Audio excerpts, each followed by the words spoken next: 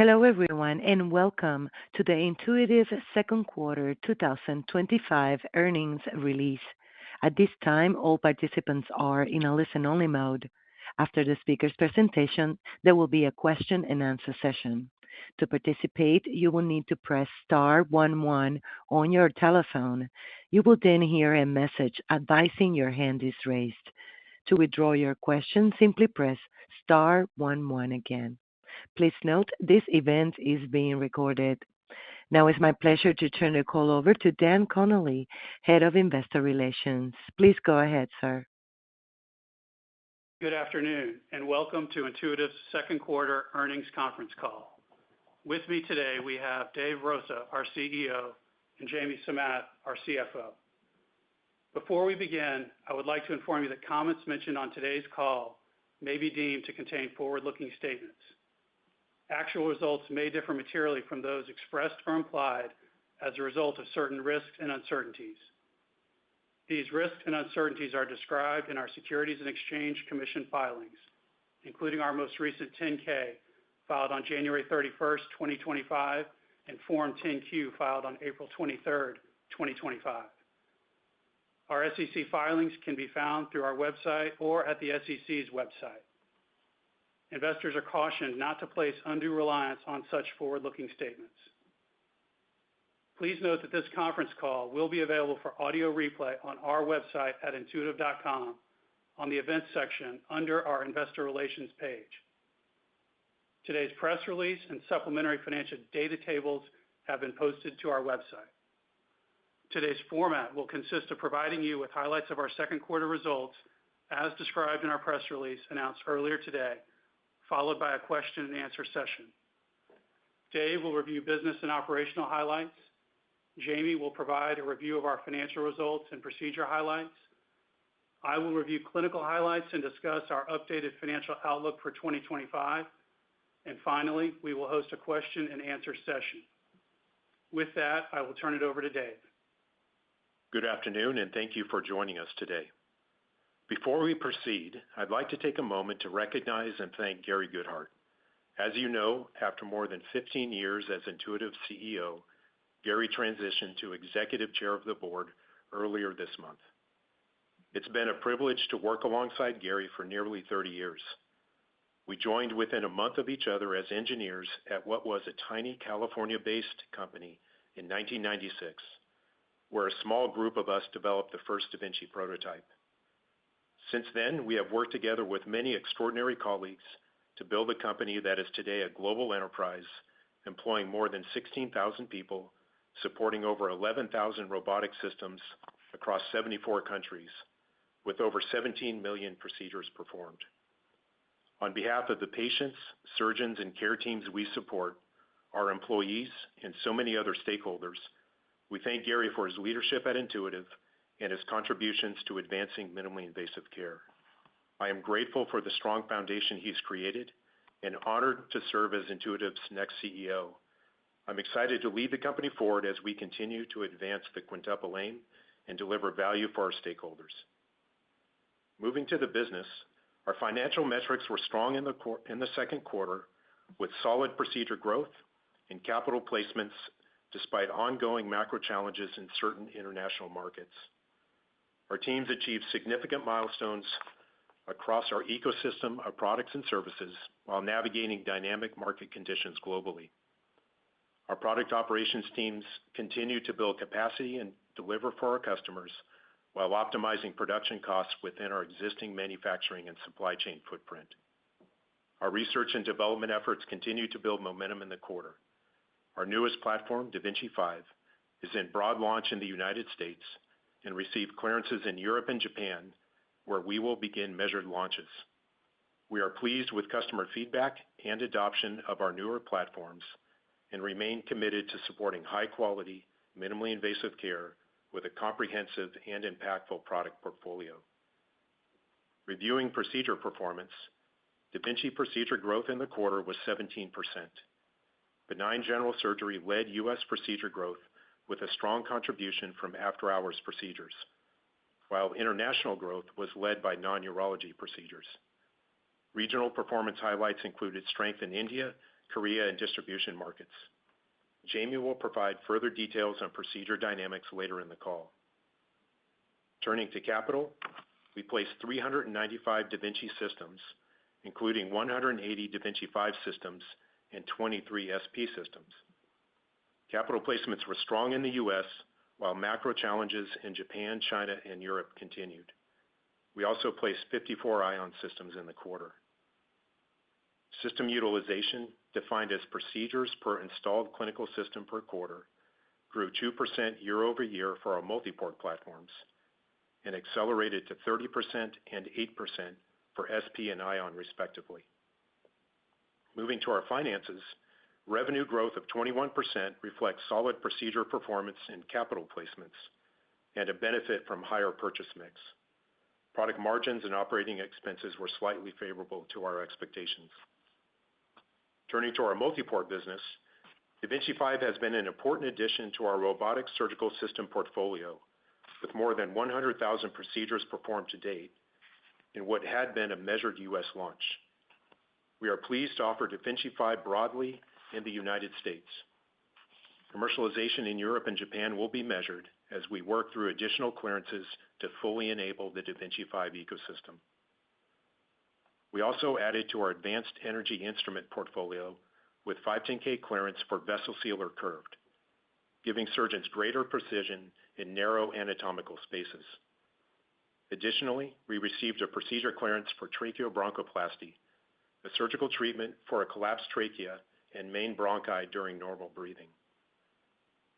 With respect to our digital ecosystem, customers continue to collect and publish data about force feedback and other aspects of da Vinci 5 through their use of Case Insights. Dan will highlight some of this data later in the call.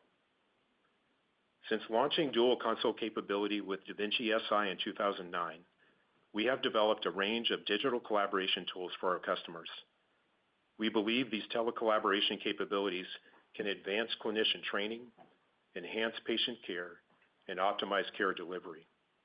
Intuitive Telepresence, with our latest hub software, will enable customers to use on-demand scheduling, connecting easily with a known group of peers, similar to the favorites screen on your phone. Last week, at the Society of Robotic Surgery Conference, Dr. Doug Stoddard, Director of Surgery and Robotics at Christus Health, and Dr. Andrea Picula, Medical Director of Robotic Surgery at Adventist Health, performed a telesurgery demonstration between Atlanta and Strasbourg on an advanced tissue model using da Vinci 5, including force feedback. While the long-term opportunity for telesurgery is potentially significant, we recognize that achieving safe, consistent adoption will require robust cybersecurity and privacy infrastructure, new workflows at hospitals, revised medical and legal policies, and appropriate business economics. As with our approach to innovation broadly, our work here is focused on applying our experience and expertise to deliver safe, meaningful, grounded solutions that address real-world healthcare challenges. Turning to SP, procedure growth was strong at 88% year-over-year, with growth accelerating in Korea. We are still early in our European launch and are pleased with progress to date.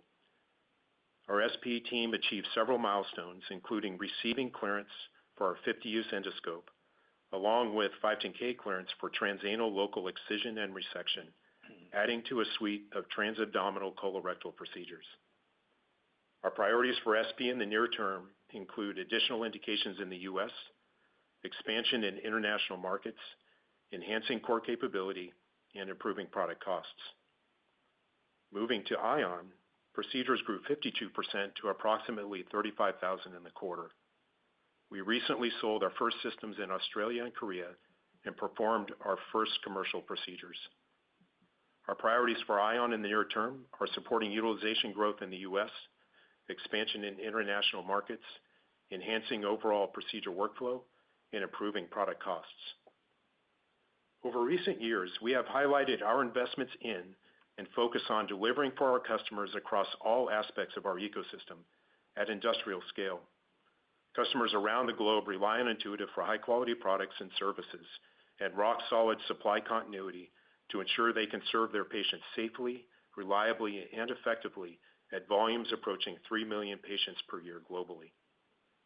As has been the case throughout our 30-year history, we will continue to innovate across our instrument portfolio, as illustrated by the introduction of our force feedback and extended use instrumentation. Our work here is guided by a commitment to the quintuple aim, including patient safety, product quality and reliability, and informed by data from millions of procedures. We are aware that third parties have sought to offer products or services to healthcare providers that would modify some of our instruments to extend their use. As customers consider remanufactured instruments from third-party suppliers, we expect key areas such as safety, performance, quality, reliability, supply continuity, and pricing will be carefully evaluated and compared. Our strong belief is that high-quality instruments with consistent performance, broad operational support, and predictable supply chains provide the greatest value to our customers. In closing, we are committed to our 2025 priorities. First, focusing on the full launch of da Vinci 5, its regional clearances and follow-on feature releases. Second, we'll pursue increased adoption for our focused procedures by country through training, commercial activities, and market access efforts. Third, we'll drive continued progress in building industrial scale, product quality, and manufacturing optimization. And finally, we'll focus on excellence and availability of our digital tools. Our core businesses have momentum, and our teams are focused on the significant long-term opportunity to improve the quintuple aim through our connected ecosystem. We are well-positioned operationally and financially to execute against our priorities. I'll now turn the time over to Jamie, who will take you through our finances in greater detail. Good afternoon. I will begin by highlighting our second quarter performance on a non-GAAP or pro forma basis, and I will summarize our GAAP results later in my remarks. A reconciliation between our pro forma and GAAP results is available on our website. Our second quarter financial results were strong. Revenue growth was 21%, pro forma operating margin was 39%, and pro forma earnings per share increased 23%.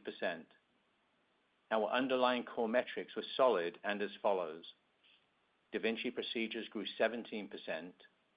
Our installed base of Da Vinci systems increased 14% to almost 10,500 systems globally, and average system utilization rose by 2%. Taking Da Vinci and Ion together, total procedure growth was 18%. Strength in Q2 financial results reflected a higher mix of systems purchased by customers as compared to last quarter and last year, and leverage of fixed costs. In the US, Da Vinci procedures grew 14%, driven by continued strength in benign general surgery, with notable growth in cholecystectomy and appendectomy, reflecting in part our partnership with customers to support growth in after-hours procedures. When considering the environment in the US, we recognize the potential impacts of fiscal policy to Medicaid recipients. There are approximately 70 to 80 million Americans covered through this program, for which uncertainty remains about whether some patients may lose coverage, how that plays through health systems, and what the ultimate impact might be. At this point, I would highlight the following. First, currently Intuitive's relative penetration is lower for patients covered by Medicaid as compared to all other types of coverage. Second, Medicaid patients tend to be a younger demographic as compared to the overall population. And third, to the extent that Intuitive can demonstrate an advantage clinically and economically, we believe we are in a position of relative strength. Outside the US, Da Vinci procedures grew 23%, with strong contributions from India, Korea, and distributor markets. Clinical performance in India has been driven by expansion of the installed base at greenfield accounts and adoption by surgeons across a broad set of surgical specialties. Strength in Korea procedure growth partly reflected a weaker comparison period given the impact of physician strikes last year. We also continue to see strong adoption and use of SP in Korea across a broad set of procedures. In China, procedure growth slightly exceeded the global average and continues to reflect the impact of a constrained and a competitive capital environment. Overall, outside the U.S., we observed robust growth across colorectal, benign general surgery, thoracic, kidney, and HPB procedures. The breadth of OUS procedure growth reflects our focus in supporting customer adoption beyond urology and is an ongoing opportunity for Intuitive to reach more patients. Turning to capital performance, we placed 395 systems in quarter two, a 16% increase from the 341 systems placed in the same quarter last year. Following our progression into U.S. broad launch of da Vinci 5 during Q2, we placed 180 da Vinci 5 systems, bringing the installed base to 689 systems. We saw 83 trade-in transactions in Q2, up from 21 a year ago, primarily driven by U.S. customers upgrading to da Vinci 5. While there are a number of customers expressing interest in upgrading to da Vinci 5, we expect trade-ins to occur over multiple years as customers assess its clinical and financial benefits. In the U.S., we placed 216 systems, up from 149 last year. Outside the U.S., we placed 179 systems compared to 192 last year. OUS placements included 73 systems in Europe, 15 in Japan, and 13 in China, compared to 71, 41, and 14 respectively last year. Performance in markets served by distributors has been strong in recent periods. In Q2, we placed 79 systems compared to 70 systems last year. Recent strength has been driven by growth in Brazil, Eastern Europe, and Southeast Asia, reflecting expansion into customers establishing their first robotic programs. Our capital performance outside the U.S. continues to be impacted by ongoing financial and budgetary pressures in Japan, China, and Europe. These pressures reflect government budget challenges and uncertainties over the trade environment. During the quarter, NHS England issued its 10-year plan to improve healthcare outcomes and associated priorities. We are encouraged to see a commitment to expanding access to robotic surgery as one of the key elements of the plan. However, we do not expect any positive impact this year from incremental NHS investments in robotics. Total revenue for the quarter was $2.44 billion, representing 21% growth over the prior year. On a constant currency basis, revenue growth was also 21%. Systems revenue increased 28%, reflecting lower lease rates, increased placements, and a higher mix of da Vinci 5 systems, which drove higher average selling prices. Recurring revenue also grew 21% and accounted for 85% of total revenue. Leasing represented 49% of Q2 placements, lower than 54% last year, primarily driven by a higher mix of placements with distributors, most of whom do not qualify to lease systems.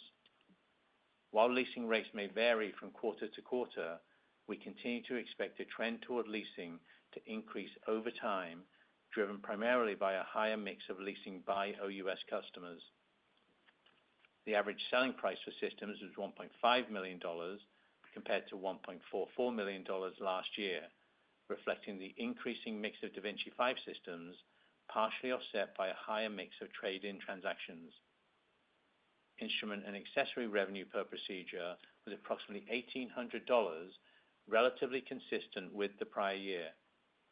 On a year-over-year basis, we saw downward pressure from lower bariatric procedures and higher cholecystectomy procedures, offset by customer ordering patterns, higher SP procedures, and da Vinci 5 specific INA. Second quarter SP procedures grew 88%, driven by 112% growth in Korea and strong growth in Europe and Japan. We placed 23 SP systems in Q2 compared to 21 systems last year. These included 6 in the US, 6 in Korea, and 5 in Taiwan. SP utilization rose 30%, with Korea and Japan continuing with highly efficient, high-usage SP programs. Utilization is also steadily increasing in Europe and the U.S. We are progressing through the early phase of a measured rollout of our SP stapler, which we believe is a key enabler for SP adoption in colorectal and thoracic procedures. Now turning to Ion. We performed approximately 35,000 Ion procedures in Q2, a 52% increase over the prior year. We placed 54 Ion systems compared to 74 in Q2 of 2024. 7 of these systems were placed in markets outside the U.S. The installed base of Ion systems expanded to 905 systems, and average system utilization increased 8% from the year-ago period. Turning now to the rest of the P&L. Pro forma gross margin for the quarter was 67.9%, down from 70% in Q2 of last year. The year-over-year decline reflects higher facilities costs, including depreciation related to new manufacturing capacity, a greater mix of lower-margin Ion and da Vinci 5 revenue, and higher service costs related to da Vinci 5. In addition, Q2 results also reflected an impact of approximately 60 basis points from tariffs. Clearly, the trade environment continues to be dynamic. We are currently estimating the impact of tariffs for the year to be approximately 100 basis points, plus or minus 20 basis points, lower than the estimate we provided on last quarter's earnings call, primarily reflecting the reduction of bilateral tariff rates relating to U.S.-China trade. Our estimate for the year assumes the following: imports from China to U.S. bear a tariff rate of 30%. Imports into China of subassemblies and finished goods from the U.S. are subject to a 10% tariff. Imports into the U.S. from all other countries bear a 10% tariff rate, and the imports from Mexico and Canada that comply with USMCA continue to be exempt from tariffs. As a reminder, we expect the impact of tariffs to increase each quarter this year as tariff expense rolls through inventory into cost of sales. Given the uncertainty surrounding what tariff rates will ultimately be enacted, it is possible future tariff rates could have a significant incremental impact on our cost of sales. During the quarter, we opened a new 187,000 square foot manufacturing facility in Bulgaria with land to expand further as needed. This site will initially be focused on our portfolio of more mature endoscope products.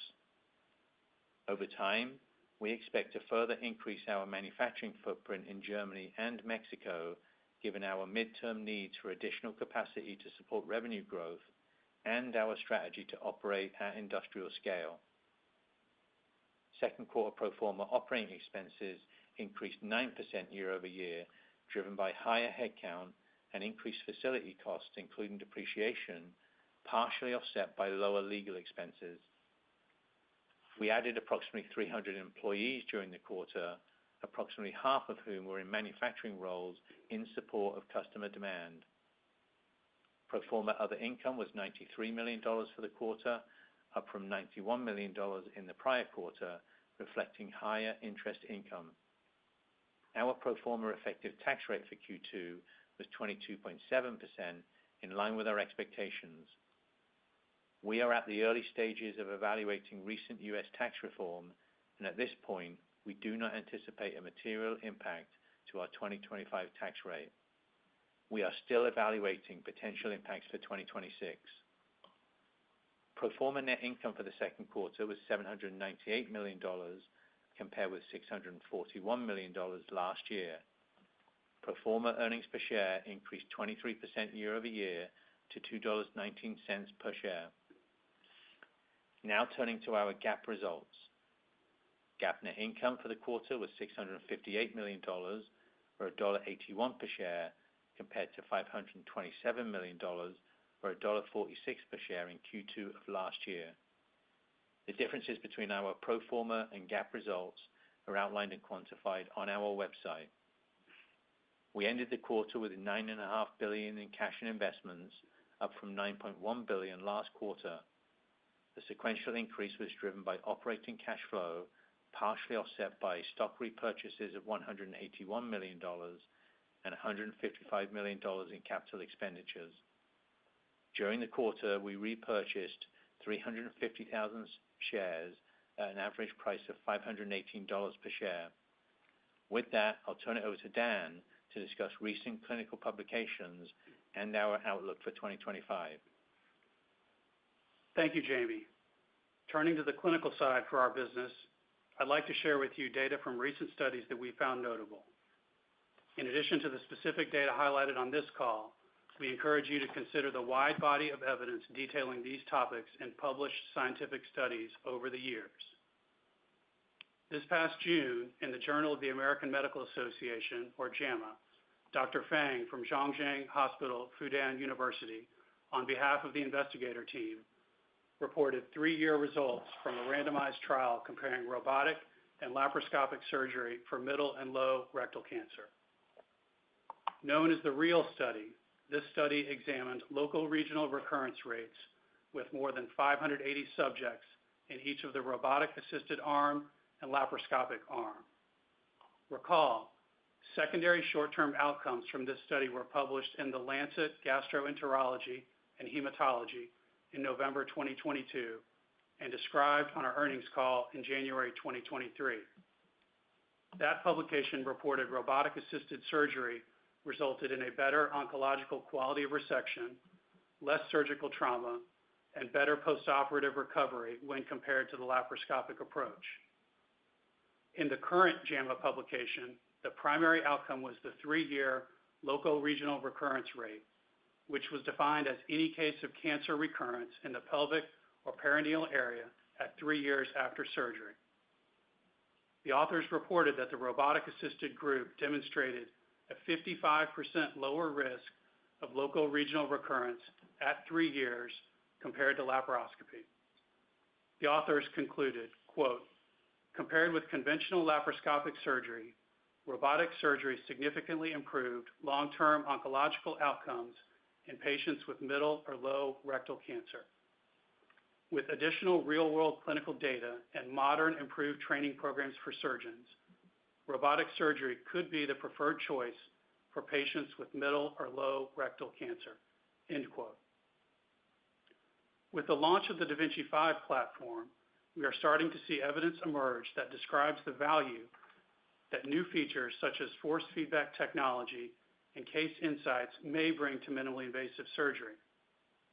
At this month's Society of Robotic Surgery annual meeting, Dr. Leila Rashidi from Multicare Health System in Tacoma, Washington, presented data from her single surgeon experience.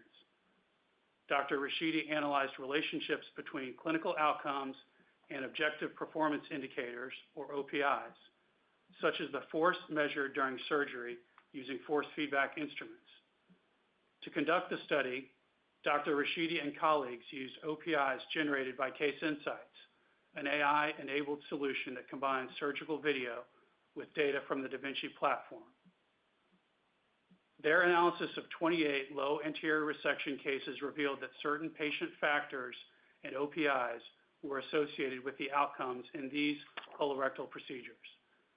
Specifically, higher forces, especially during the dissection phase of surgery and prior surgery, were associated with increased length of stay. The strongest predictor of length of stay was the percent of force time above 6.5 newtons. Dr. Rashidi and team concluded in part, quote, "This early DV5 experience demonstrates that patient factors and OPIs are associated with clinical outcomes in robotic-assisted low anterior resection. Advancements in the technologies integrated with robotic platforms can assist surgeons by identifying factors that predict complications and aiding the optimization of techniques for specific patients, ultimately supporting safer, gentler, and more precise surgery," end quote.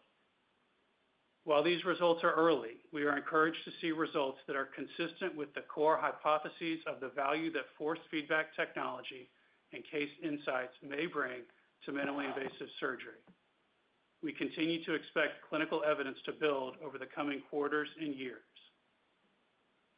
I will now turn to our updated financial guidance for 2025, starting with da Vinci procedures. On our last call, we forecast full year 2025 da Vinci procedure growth within a range of 15% and 17%. We are updating our 2025 da Vinci procedure growth guidance to be within a range of 15.5% and 17%. Consistent with last quarter, the low end of the range assumes growth in China is impacted by trade, environmental, and competitive dynamics. Governments in key OUS markets continue to constrain hospital CapEx budgets, which limits the expansion of capacity in the field, and bariatric procedures continue to decline at rates similar to recent trends. The high end of the range assumes China procedure growth improves relative to 2024, the CapEx environment improves in key OUS markets, and bariatric procedure declines moderate.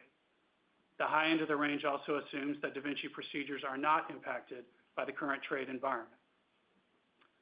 Turning to gross profit, on our last call, we forecast pro forma gross profit margin in 2025 to be within a range of 65% and 66.5% of revenue, which reflected significant incremental depreciation as we bring on new facilities, the combination from growth and contribution from growth in newer products, and the expected impact of tariffs. As Jamie described earlier, we currently expect the recently implemented tariffs globally to increase our 2025 cost of sales by approximately 1% of revenue, plus or minus 20 basis points. As a result, we are updating our estimate for pro forma gross margin to be within a range of 66% and 67% of revenue. In regards to operating expenses, we continue to expect pro forma operating expense growth to be between 10% and 14%, which includes increased depreciation from new facilities and investments to drive our growth objectives. We continue to expect our non-cash stock compensation expense to range between $770 million and $790 million. We now expect other income, which is comprised mostly of interest income, to total between $370 million and $390 million. With regards to capital expenditures, we now estimate a range of $650 million to $725 million, primarily for planned facility construction activities. With regard to income tax, we continue to estimate our 2025 pro forma income tax rate to be between 22% and 23% of pre-tax income. That concludes our prepared comments. As we open the line for questions, we ask that you please limit yourself to one or two questions. Thank you. And as a reminder, to get in the queue, simply press star 11 on your telephone and wait for your name to be announced. As a reminder, limit yourself to one question and requeue if necessary. Please stand by while we compile the Q&A roster. Our first question is from Travis Steed with Bank of America Securities. Please proceed. Hey, thanks for taking the question and congrats. I guess maybe I'll start with a margin question. It was kind of one of the highest margins you've had in a long time, even with the tariff headwind. I don't know how much of this is the new facility coming on in Q1 or what. Just trying to think about what drove the margin upside this quarter and kind of what's sustainable on the margin side. Hey, Travis, it's Jamie. Yeah, I'd just say we had a strong revenue growth quarter at 21%. Part of that was the increased purchase mix, which obviously the purchase lease mix can vary from quarter to quarter. We did underspend on OpEx just a little bit. That grew 9% year over year. And so part of what fell through then was just the revenue beat leveraged through the entire P&L, produced that operating margin result. I would not characterize that as the new normal because obviously you've got some benefit from, again, the purchase mix and spending just growing 9%. Understood. And I guess I'll go ahead and get the one reprocessing question out of the way too. Is I guess the question would be, one, is there any more you could add to what you said in the prepared remarks? Is this something you can kind of do yourself, or could you also potentially extend useful life on your own instrumentation as well? Just kind of thinking about like longer term, how you kind of protect the business. Yeah, no. Hey, Travis, it's Dave. I think, as I said in my prepared remarks, customers care about the quintuple aim. As they establish robotic programs, they want to deliver high-quality care, great outcomes for their patients. And we know they want to do it with the right value, too. And so as customers consider remanufactured instruments from third-party providers, it's been my experience that oftentimes hospitals will use value committees to assess these types of supply chains. Those value committees often consist of a variety of stakeholders from the hospital. It may be OR leadership, it could be medical personnel, risk management, supply chain, care team folks like surgeons and nurses, and maybe others. And so these value committees have established processes that they look through and assess a whole bunch of variables like we talked about: safety, reliability, performance, continuity of supply, ongoing support, will all be weighed against the expected savings.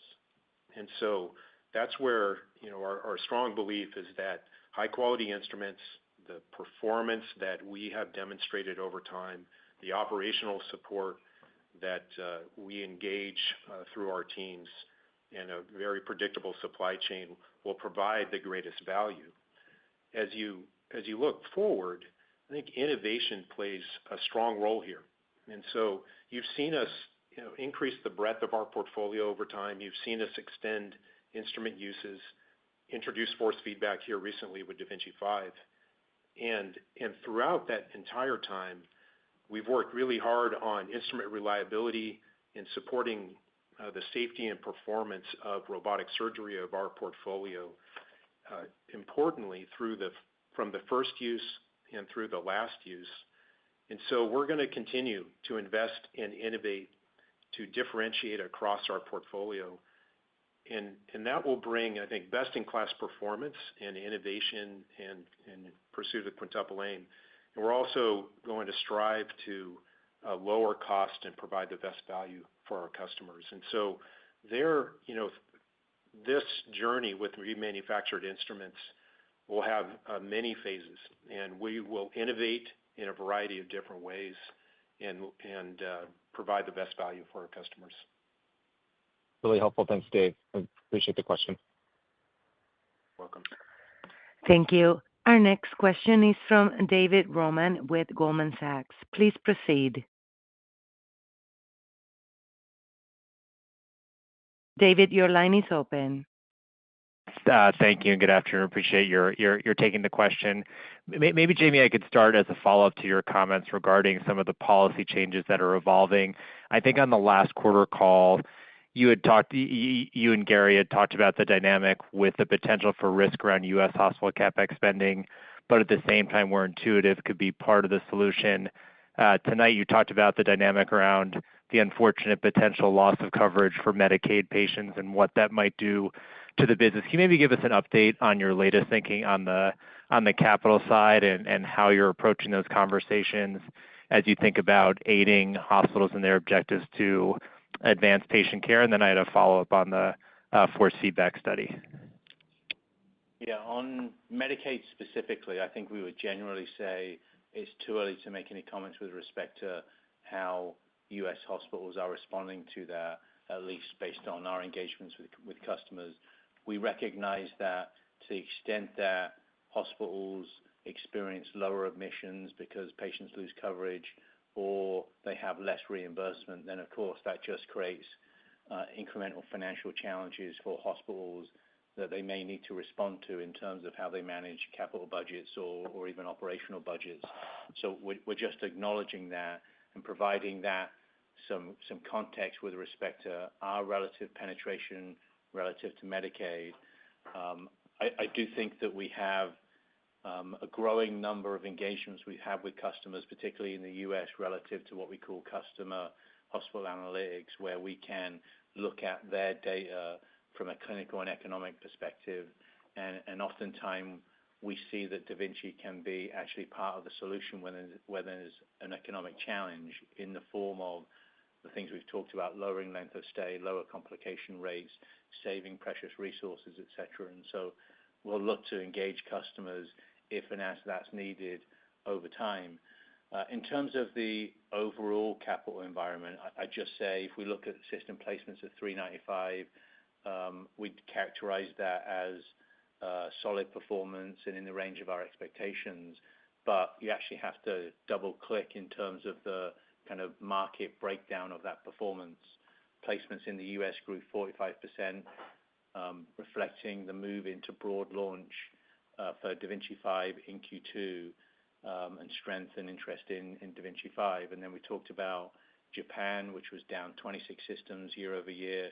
Europe and China are essentially flat, and that's mostly to do with government budget deficits and conserving government spending, including impacts on healthcare.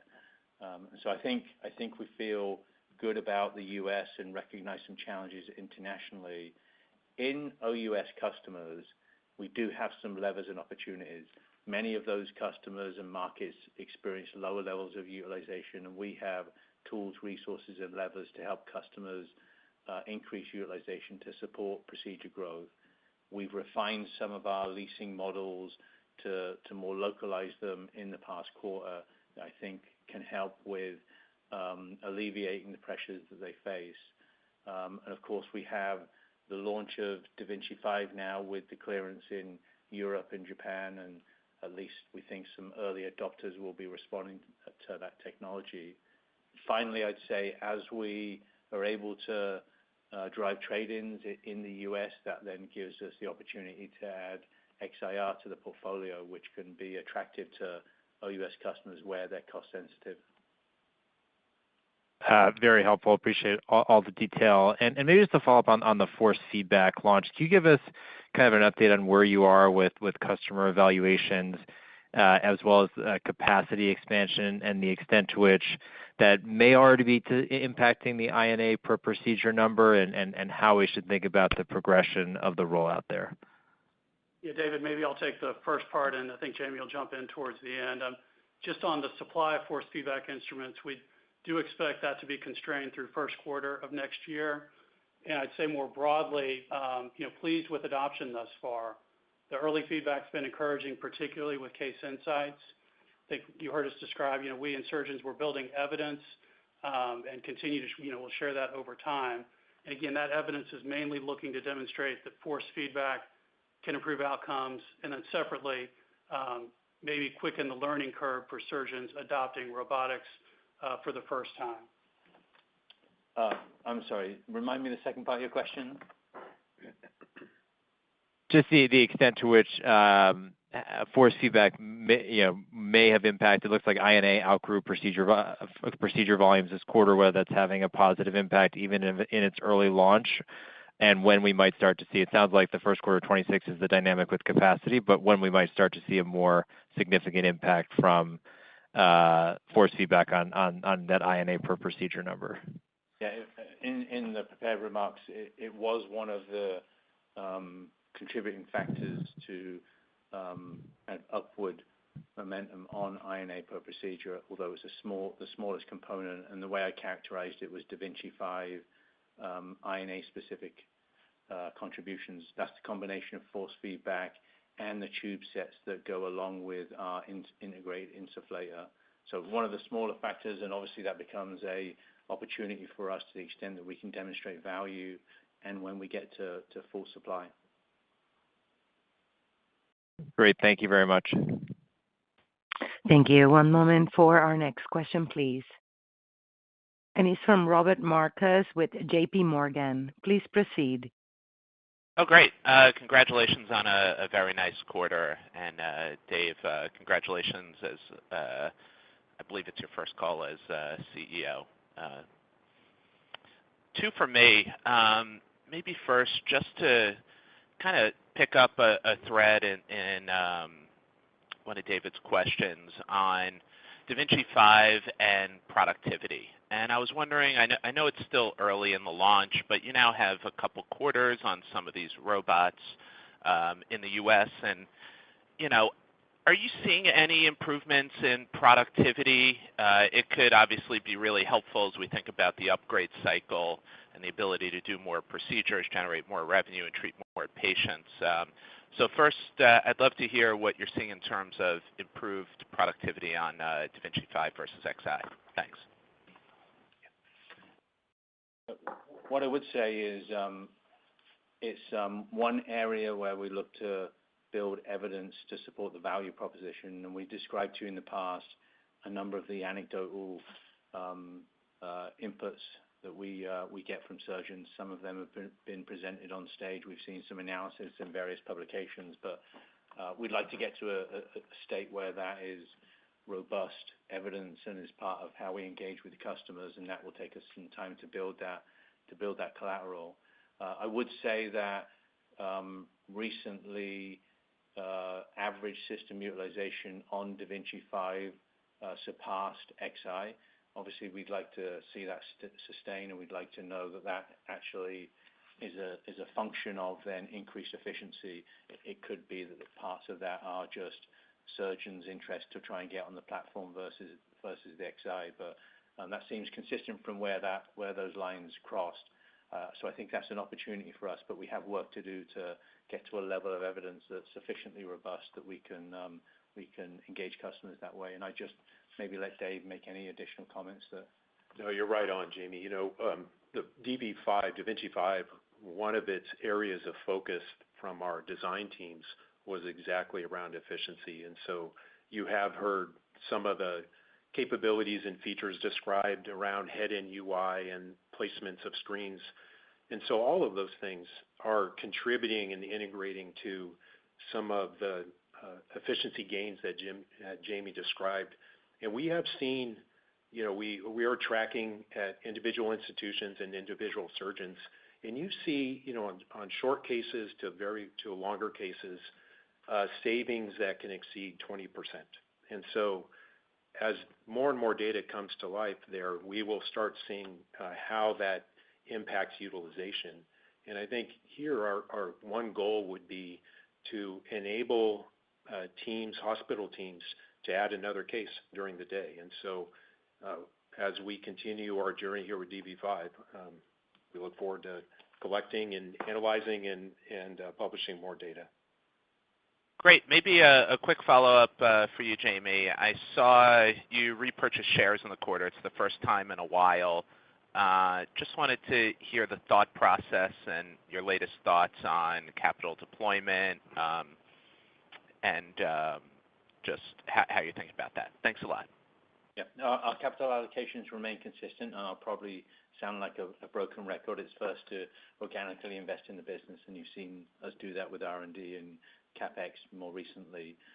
Second is we look for smaller tuck-in acquisitions where we can find technology that's differentiated or can help us accelerate the business. And then we return capital to shareholders when we have opportunistic times to do that. And so what you saw us recognize in the quarter is just the volatility that's in the environment, in part because the trade environment. And so we exercise that opportunistically. We review what we do with capital allocation each quarter with our board, and so we have a relatively formalized process by which we evaluate what we do. Thanks a lot. Thank you. Our next question is from Larry Biegelsen with Wells Fargo. Please proceed. Good afternoon. Thanks for taking the question. Congrats to Dave on the new role. Hey, Jamie, I think for Jamie, two on systems. I'm going to try to get them both in here. How should we think about system placements outside the U.S. going forward, given the recent CE mark and Japan approval? Is there any reason we wouldn't see system placements start to grow again like we did when you launched DV5 in the U.S.? And secondly, now that the full DV5 launch has started in the U.S., how should we think about the rate of increase in trade-ins going forward, and any color on kind of the financial implications of the trade-ins? Thanks for taking the questions. Yeah, with respect to clearance of DV5 in Europe and Japan, as our history has been, we're planning for a measured rollout, and there's work to do there. We have to obviously build training pathways, proctoring capabilities, and actually engage customers in terms of the relative value of da Vinci 5, but in particular, given its higher price. And of course, you have to wait for clearance before you can directly engage customers in that way. I would say that force feedback instruments for Europe is not yet cleared, and actually we don't expect that before the end of next year. So there may be some European customers that want to wait for that capability. I would expect that, as we've seen in the US, there will be early adopter kinds of companies customers that will be interested in getting access to da Vinci 5 because of the effect of their program and the desires of their surgeons. But I would consider it to be a measured rollout through the second half, as we like to do that the right way with building the infrastructure that drives long-term success. With respect to moving into broad launch in the US in Q2 and the implication for trade-ins, yes, we would expect then trade-ins to increase, given that we have now appropriate levels of supply for those customers that want to upgrade. But as we've said, we think that occurs progressively over multiples of years because customers are in different places with respect to their programs, the populations they serve, their relative financial priorities in terms of capital budgets and the operational challenges that they face. And a number of them will want to evaluate da Vinci 5, and they'll take their time to do it from a clinical efficiency and financial perspective. Thanks so much. Thank you. One moment for our next question, please. And it's from the line of Rick Wise with Stifel. Please proceed. Good afternoon, Dave. Hi, Jamie. Dave, at the SRS meeting, we heard about the potential for robotics utilization in other spaces beyond current core focuses of the industry, like endovascular broadly, AFCs, etc. I was just wondering, as things evolve and as DV5 rolls out, it's early to say what's next, but how are you thinking about what's next broadly in terms of new locations, new opportunities? Yeah, hey, Rick. You had mentioned ASCs and ambulatory care, kind of outpatient environments. And so, that was a focus at SRS. And if I step back from that and say, what do customers need within an ASC to provide high-quality care? A piece of that puzzle is consistent and reliable technology. And so that surgeons who come from the main hospital and have some of their practice at an ASC are able to efficiently do procedures, at a volume and with outcomes that are appropriate. And that's where, I'm excited about the technology in our portfolio that we have today. And I like some of the opportunity, as Jamie was talking about trade-ins. Customers can put the newest technology like DV5 into their main institutions and focus on some of the inpatient procedures, and then oftentimes take the capital that they already own, be it XI or X, and move that into ASC environments. And so, one way to help meet customers' needs. But as we're looking at how to solve customers' problems and their goals about quintuple aim, I think increasingly we're seeing some attention around the outpatient environments and ASCs, and feel good about the products that we have there. Great. And just as a second question, Dave, I'm very conscious that you all have said repeatedly that the da Vinci 5 will continue to evolve. You've touched on a couple of the aspects, but I was lucky enough to hear, as you know, from your colleague Iman Jetty, who's leading the DV5 rollout, that with a full launch of the system, or broad launch, I think were your words, that there would be additional features, additional software, additional capabilities. And I was hoping you could expand on that and maybe help us understand the implications for adoption, for utilization, and maybe does this help, Jamie, the ASP or margins as the rollout continues? Thank you very much. Yeah, thanks, Rick. So, one of the things about robotic systems as a whole is there are platform technologies, and you start in one place with a product that is launched at the beginning of last year. And I think you can draw a good analogy to XI when it was first launched, and then look a decade later at the features and capabilities that were added along the way. And the exact same journey will happen with DV5. And so, yes, Aman had talked about some of the things that were upcoming, and there are many. One in particular that we've talked about before is, we have the ability to integrate now 3D models in a different way than we used to with XI. And so that is part of the compute increase in terms of the compute power increase. We're now able to do things graphically and through integration and imaging that we were not able to do before. And so, again, with the expectation that these kinds of capabilities will advance one or more aspects of the quintuple aim, sometimes outcomes, sometimes the care and patient experiences, or sometimes perhaps cost. And so, I think as we look over the coming quarters and coming years, we'll keep you informed about the features and capabilities and instruments that will continue to be added to the platform, and excited about where it's going to take us.